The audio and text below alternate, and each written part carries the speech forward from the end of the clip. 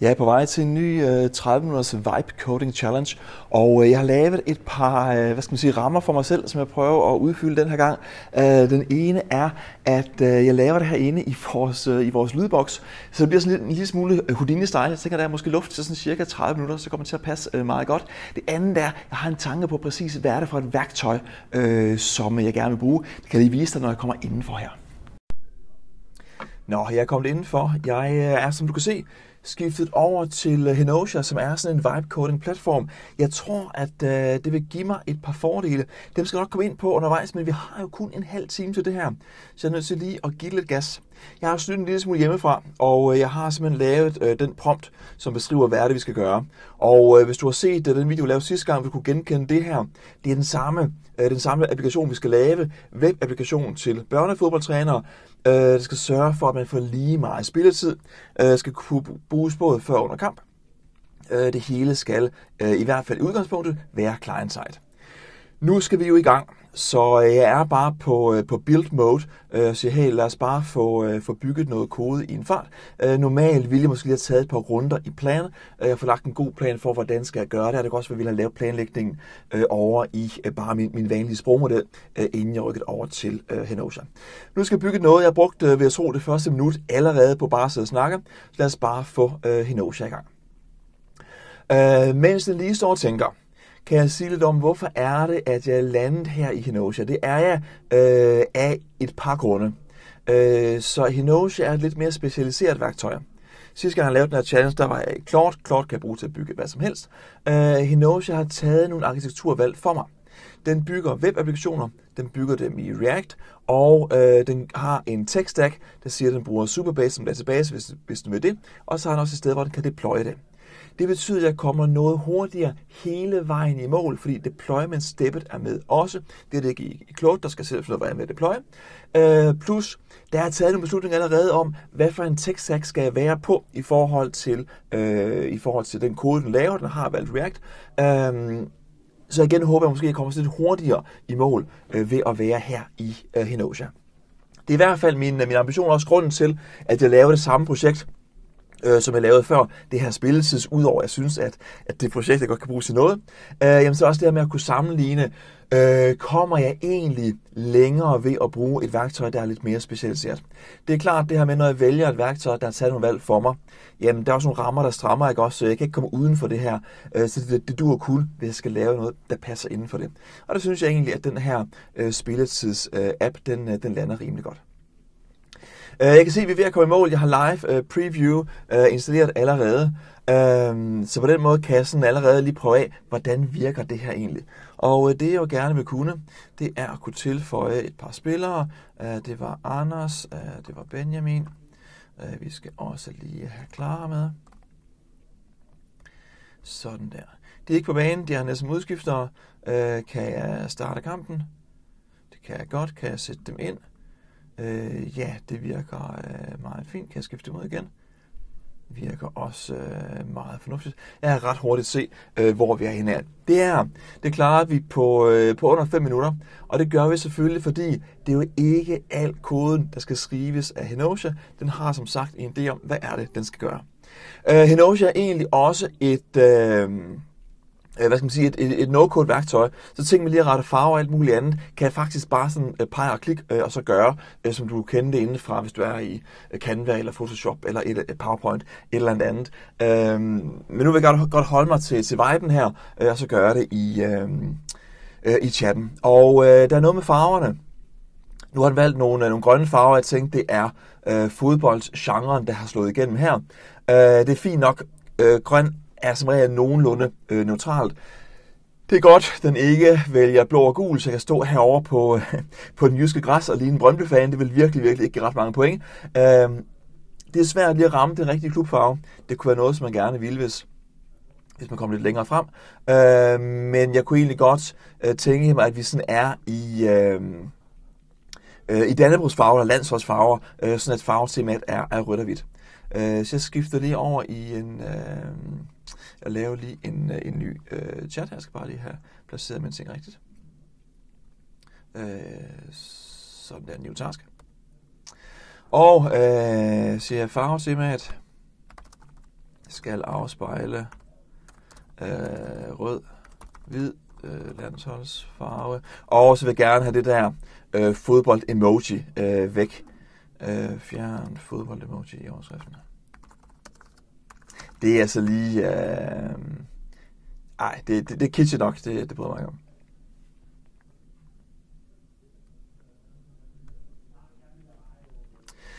Når vi sammenligner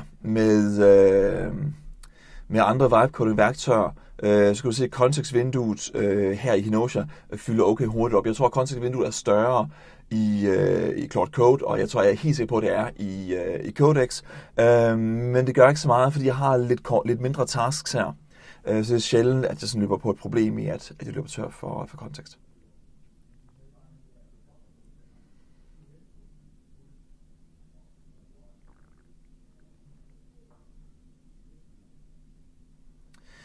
Godt, vi kan se, at den går i gang med at opdatere virkelig, virkelig meget kode. Selvfølgelig alt det her template code, som er stort set det samme fra React-projekt til React-projekt, så meget af det her behøver du egentlig ikke at generere. Jeg tænker, det er bare en skabelon, den træder frem.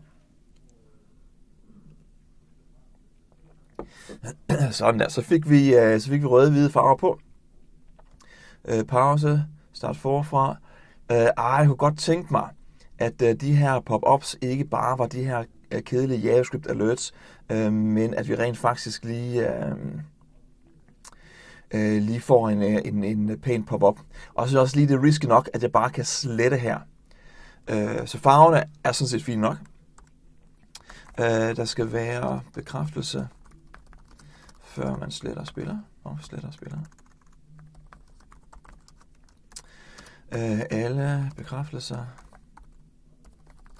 skal være pæne HTML-prompt, eller på HTML-dialog hedder det vist. Ikke bare pop-up alerts. Og igen, det burde nok det gøre i en ny task, så egentlig ikke relateret til det andet. Så sådan der. Jeg har fyldt noget med kontekstvinduet, jeg ikke vil have fyldt op. Men det er lige så meget, jeg vil ikke have noget skrammen liggende i mit kontekstvindue. Nu det her med at sætte en ekstra bekræftelse på, inden jeg sletter, plus at lave på sådan lidt pænere, jamen det er jo ikke relateret til farveskiftsændringen.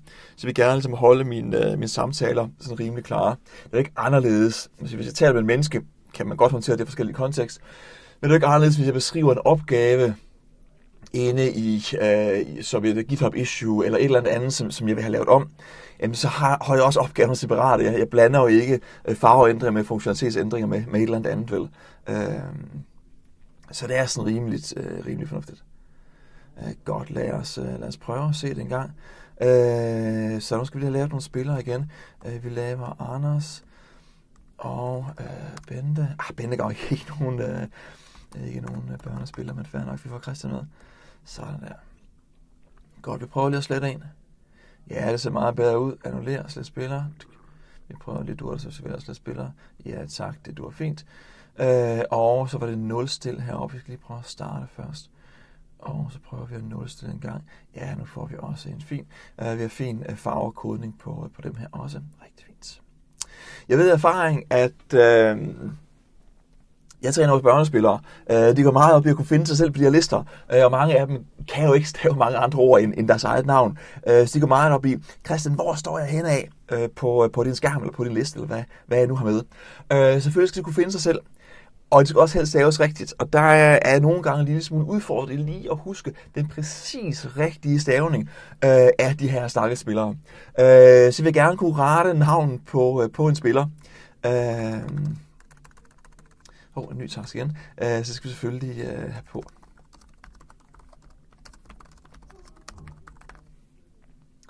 Sådan. Sådan der for at skyde den af. Nu skal vi lige bruge tiden fornuftigt.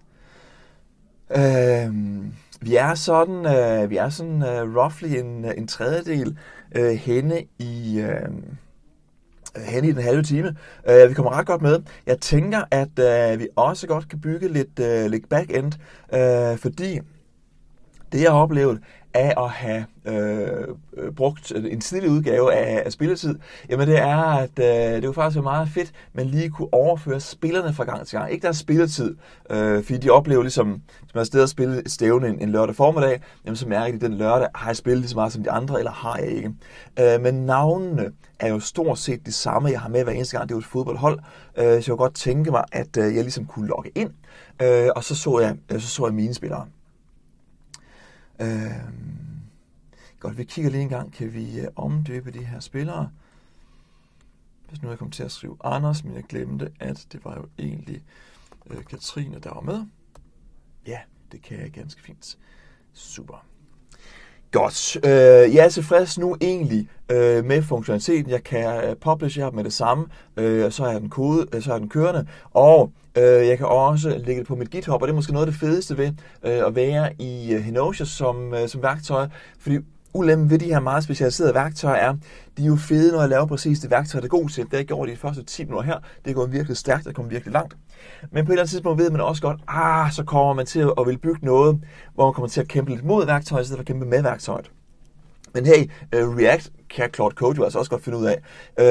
Så jeg får det hele op på min GitHub-konto, og så kan jeg faktisk bare lade Claude Code køre derfra, eller jeg kan lade Claude Code lave noget af det, hvis den har brug for det, arbejde videre på resten i Henosia. Så det er bare et værktøj, der spiller rigtig godt ind i det her sådan ret store AI-agent-økosystem, som man kan se, at vi sådan stille og roligt får bygget op.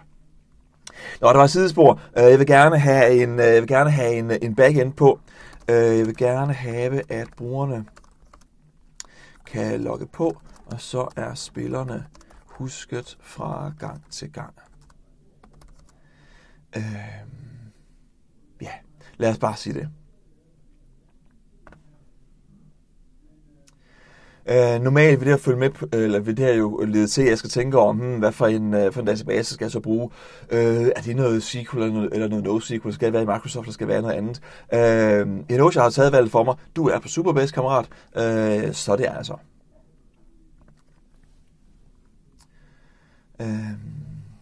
Og hvis man kan lide det, jamen så er man kommet et rigtigt sted hen, og synes man Supabase det stinker, jamen så skal du nok have valgt et andet værktøj end Henosia. Igen, jeg får det i min GitHub, så jeg kan jo bare skrive koden om. På den måde er det jo, ægte open source, men alligevel. Godt, jeg laver lige et nyt projekt herinde i Supabase, og igen viser jo lidt om, hvad er det, at tiden bliver brugt på her. Skal jeg lige taste det her password rigtigt. Hvor at jeg bruger jo meget mindre tid på at sidde og kode, men til gengæld så bruger jeg forholdsmæssigt mere tid på det her med at få infrastrukturen til at fungere. Og nu fik jeg ikke projektet lavet af en eller anden grund, vi prøver det igen.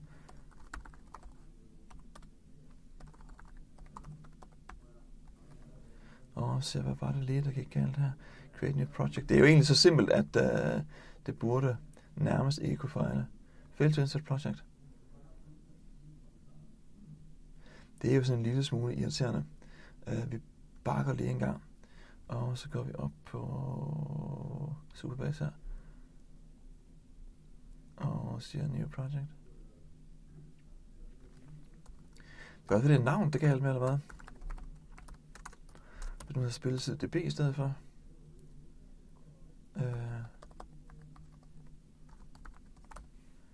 Gør den der strong password. Generate.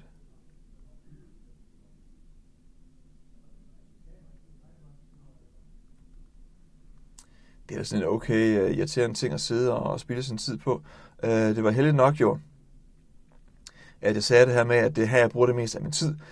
Nemlig på at sidde og lave ting i infrastrukturen i stedet for.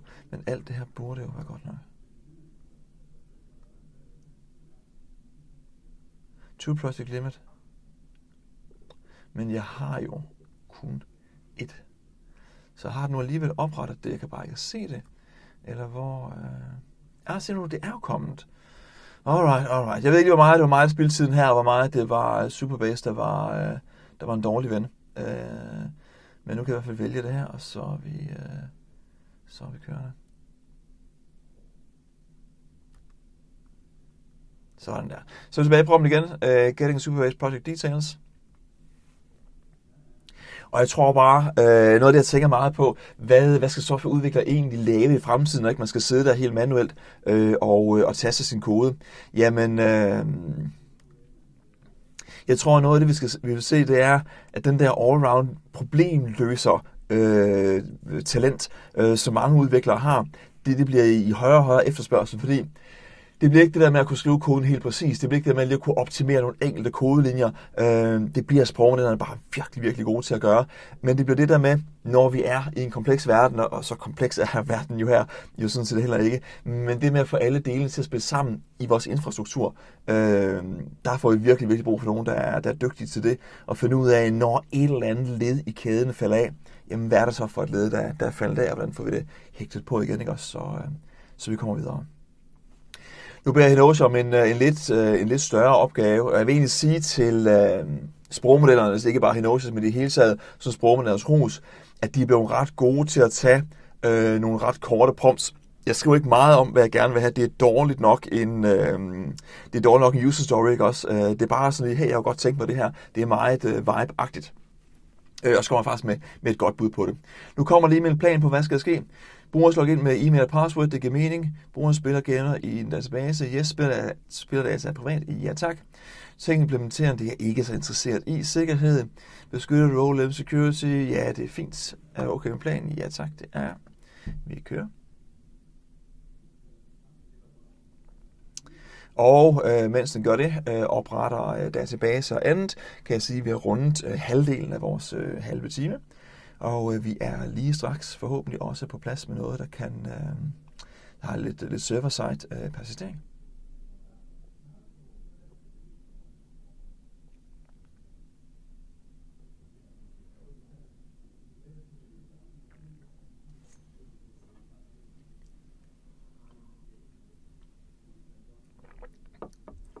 Det er, altså, vibe coding er godt for mange ting. For mit indtag af kaffe er det også rigtig godt på den måde, at mit indtag af kaffe er stærkt sigende. Fordi der er god tid til kaffepauser, mens at vi lige står og genererer kode, mens jeg nyder, at andre laver arbejde for mig. Men så kan man lige at få sin kaffe an. Så faktisk også, jeg kunne hente kaffen her også.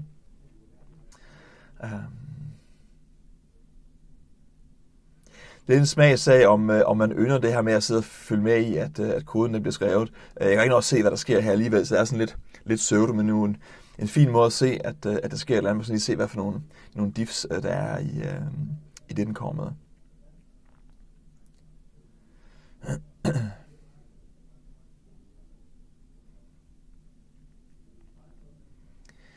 Godt. En god ting, som Hinoche gør, som jeg normalt bygger ind i mine prompts, ellers hvis jeg er i andre værktøjer, jamen det er, lad os lige lave et security check her. Her tror jeg, det er på databasen. Men i det hele taget, jo, når vi laver ting til web, og vi vibecoder det, jamen så er det meget rart som minimum, at værktøjet selv lige har lavet det her security check. Her er jeg jo sådan one-click fra kode til produktion, fordi den deployer det jo selv for mig op på publish-knappen. Så jeg har jo ikke sådan en GitHub pipeline, jeg kan hooke nogle checks ind i, eller et eller andet. Hinoche laver en sign-up med det samme. Det kan man sådan lidt synes om, hvad man vil, alt efter om nu det skal være frit, man sign-up, eller om det ikke skal. Men jeg vælger, at det synes jeg er meget fint, at vi kan. Så jeg signer mig lige ind her. Nej, jeg skal ikke Copilot.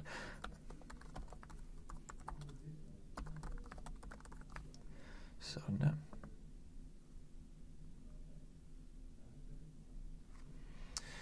Godt, jeg skal lige godkende min mail. Det kan jeg lige gøre på telefonen, heldigvis, mens at vi gør det her.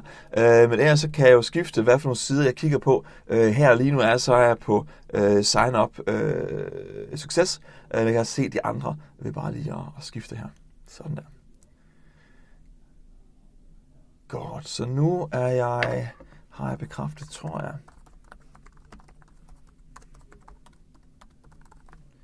Og så logger vi bare lige ind en gang. Sådan der, så er jeg inde. Og jeg kan lave mine spillere.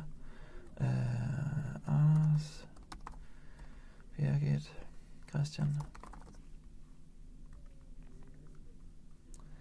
Sådan der, ser fint ud. Jeg kan logge ud en gang. Og med lidt held, når jeg logger ind, jamen, så kan jeg så se mine spillere fra før. Lækkert. Cool. Det, som jeg ikke bad om, og som jeg så derfor er lidt i tvivl om, det er, gemmes deres spilletid egentlig? Hvad sker der, hvis kampen er i gang, og jeg logger ud, eller mister forbindelse, eller et eller andet?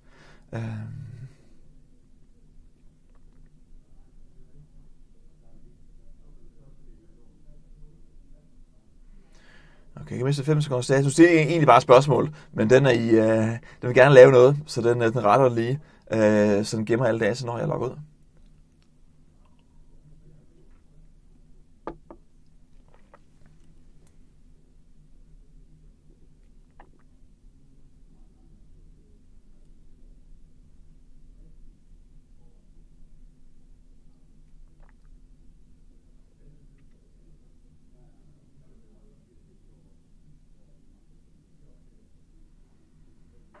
Godt. Det er alt sammen meget fint. Jeg vil godt tænke på, at vi har databasen lige udvidet en lille smule. Det kunne være meget fedt, hvis man kunne have sine klubfarver. Så som standard skal man have sin dannebrogsfarver. Det er altid godt. Det kunne være meget fedt, at man også kunne have sine klubfarver. Det lyder som en new task. Jeg vil gerne have, det er meget høfligt, jeg vil gerne have, at brugeren kan indstille sit eget farvetema, så det kan afspejle hans klubs farver. Sådan der. Det gør vi.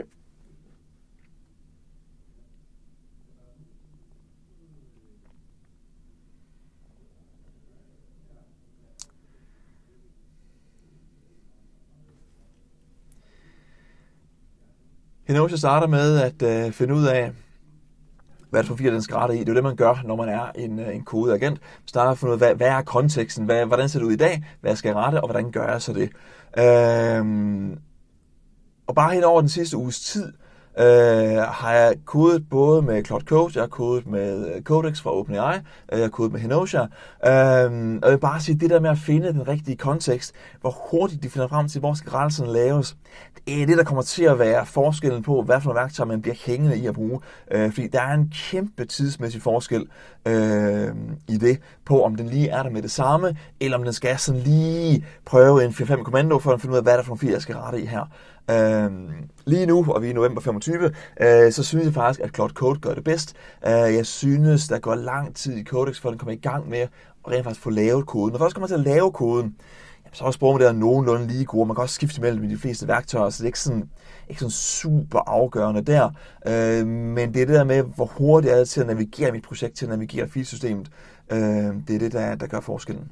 Også integration til andre værktøjer, altså få det committed til Git, hvor smooth er det, kan de arbejde med de her pull requests og så videre. Så udover sådan selve sprogmodeldel, så er der bare virkelig meget i at være et godt vibe coding værktøj, som er sådan stille og roligt for øjnene op for, når man prøver noget forskelligt af. Og også en opfordring til dig, hvis du er i et eller andet værktøj, som du ellers er glad og tilfreds for at bruge, jamen så prøv jo andre også for at se, hvad der er.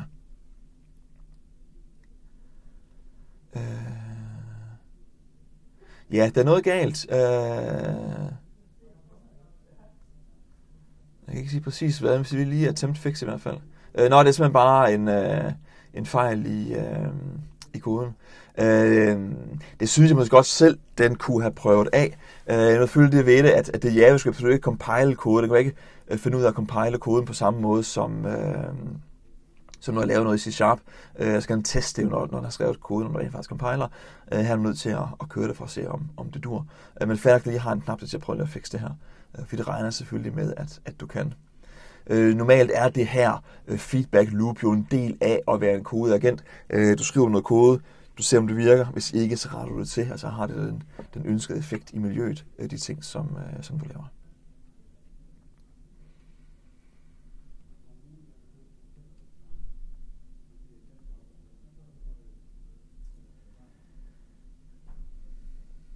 Godt, vi er i voldsom problemløsningsmode her. Vi får sådan lige rettelsen lidt omkring. Nu siger jeg, at jeg har succesfuldt rettet det. Du kan se i øvrigt, jeg skriver jo konsekvent dansk til Henosha, men den vil virkelig gerne svare mig på engelsk. Det virker det jo engelsk. Vi tager lige en runde mere. God detalje i øvrigt, hvem du lader mærke til det i pop-up'en lige. Som de fleste andre vibe-coding-værktøjer, så er Henosha styret på, hvor mange prompts skyder du af på en eller anden måde, tokens eller andet. Men når du laver fejlrettelser, altså når sådan til dels er Henoshas skyld, at noget ikke dur, så tæller det faktisk ikke med i dit forbrug. Jeg synes, det er meget sympatisk.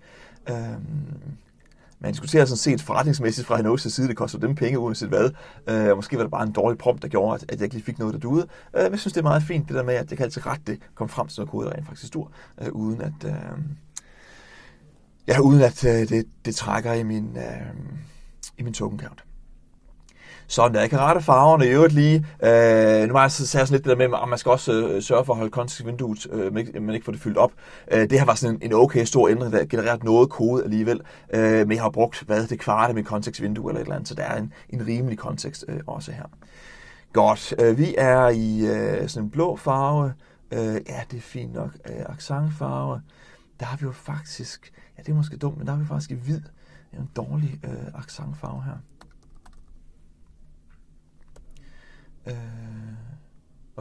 Jeg fik lov til, eller?